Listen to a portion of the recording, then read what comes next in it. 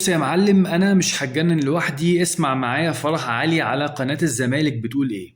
بنقول هل حارس سموحة بيعمل كده كل ماتش؟ الإجابة لأ. هل حارس سموحة بيعمل كده، بيسيب جونه ويطلع يشترك في ضربة ركنية في اخر لحظة في المباراة كل ماتش؟ الاجابة لا. عارفة لا ليه؟ لان بمنتهى البساطة مش كل ماتش سموحة هيكون متأخر فيه هيتحسب له ضربة ركنية في النهاية. كل ماتش بيحصل فيه حاجات مختلفة عن الماتش اللي قبله او اللي بعده. سبحان الله، سبحان الله بجد. طبعا هي مشكلتها مش كل ماتش، هي مشكلتها في ماتش الاهلي. من الاخر، اسمع معايا. هل عمل كده قدام ناديك وهو خسران 2-1 واتحسب له كورنر في نهاية الماتش؟ برضو الإجابة لأ. على فكرة سموحة ما اتحسبلهاش كورنر أصلا ضد النادي الأهلي بعد ما طاهر سجل الهدف الثاني في الدقيقة 91 لغاية ما صفر الحكم في الدقيقة 96 أو 95. مفيش ولا كورنر أصلا جه لسموحة، ولا جه أي فاول حتى من على حدود منطقة الجزاء عشان نبدأ نتكلم نقول هو الحارس ما طلعش ليه؟ ليه الحارس يطلع في ماتش الزمالك وما يطلعش في ماتش الأهلي؟ مع إن كان في 6 كورنرات اهو لسموحة في نهاية المباراة بعد ما طاهر سجل الهدف الثاني. ليه ما طلعش؟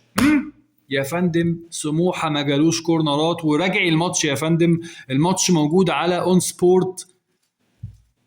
سموحة ما جالهاش كورنرات ولا جالها فاولات قريبة من الجون تدي الفرصة ان الحارس الاول يستأذن وبعدين يطلع. على فكرة الناس اللي اتفرجت وشافت الماتش بتاع سموحة والزمالك، الحارس وهو رايح شاور بياخد الاذن من الجهاز الفني اللي بره، زي ما بنشوف في العاب وماتشات كتير في العالم.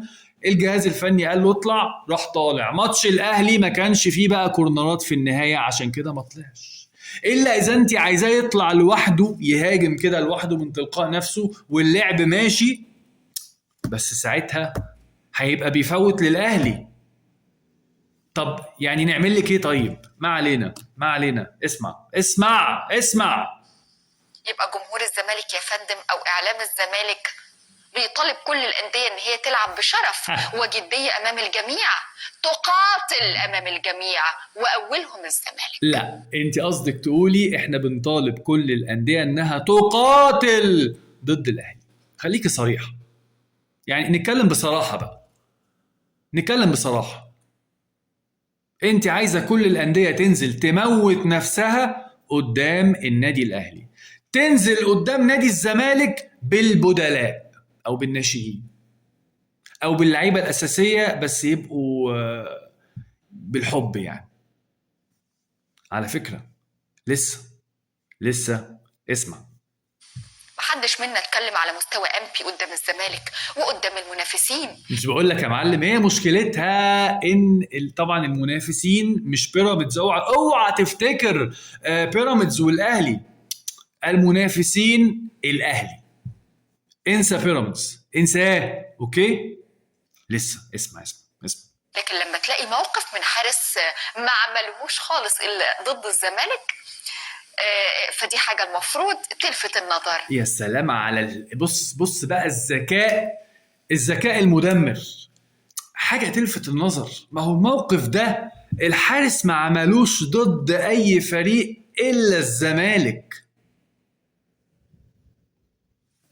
بصي، علشان حارس المرمى يطلع من جونه لازم تبقى الفرقة مثلا في حالة تأخر في النتيجة، وبنلعب في الثواني الأخيرة زي ماتش سموحة والزمالك. كان الحكم مدي 6 دقايق وقت بدل ضايع، توقف اللعب خلال الفترة دي فراح مزود دقيقتين. الكورنر ده جه في الدقيقة 98. يعني الحكم أول ما الكورة هتتلعب دخلت جون هيصفر، اتشتتت هيصفر. فساعتها الحارس بيستأذن، اطلع يا ابني، يروح طالع. لكن لما يكون اللعب ماشي بقى خلاص، مفيش بقى لا كورنرات ولا فاولات ولا الكلام ده، الحارس ما ينفعش يطلع، ما ينفعش. انا عارف ان انت لسه جديده في الكوره يعني، بس انا بقول لك الحارس ما ينفعش ساعتها يطلع، ما ينفعش.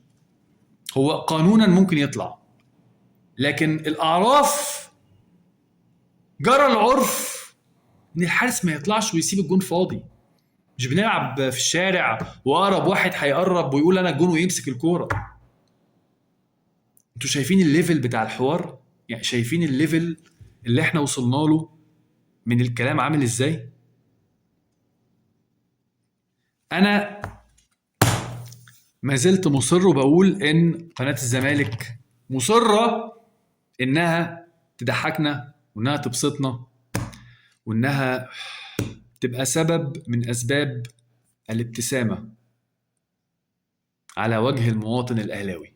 حقيقة نكتفي بهذا القدر. وعايز اقول حاجة مهمة جدا مش عايز انسى. لما بتخش على الفيديو تتفرج عليه ممكن تختلف معايا، ممكن اقول معلومة غلط، وارد اي حد ممكن يقول معلومة غلط، فتقول تكتب لي تقول لي على فكرة انت قلت كذا والمعلومة دي غلط والصح بتاعها اهو. تمام؟ حلو. تختلف معايا في وجهات النظر، تقول لي لا انا مختلف معاك كذا كذا كذا. لكن اللي بيخش يشتم هو لا عنده منطق ولا عنده رد على اللي انا بقوله فبيشتم. فيا باشا عايز تشتم اشتم، هذا يدل ان انت ما عندكش رد منطقي على اللي انا بقوله. عندك رد يا ريت اكتب الرد ده، يا ريت، ونتناقش مع بعض باحترام في وجهات النظر. هتشتم هعرف ان انت ايه، فاضي ولا عندك منطق ولا عارف ترد على اللي انا بقوله. بس كده. الناس اللي معانا عايز اقول لكم ان انا سايب لينك قناتي على اليوتيوب تحت في التعليقات، يا ريت نروح نشترك على القناة، وان شاء الله نتقابل في فيديو تاني واحنا بنرد على المجرة الزملكاوية او واحنا بنتكلم عن النادي الاهلي. سلام.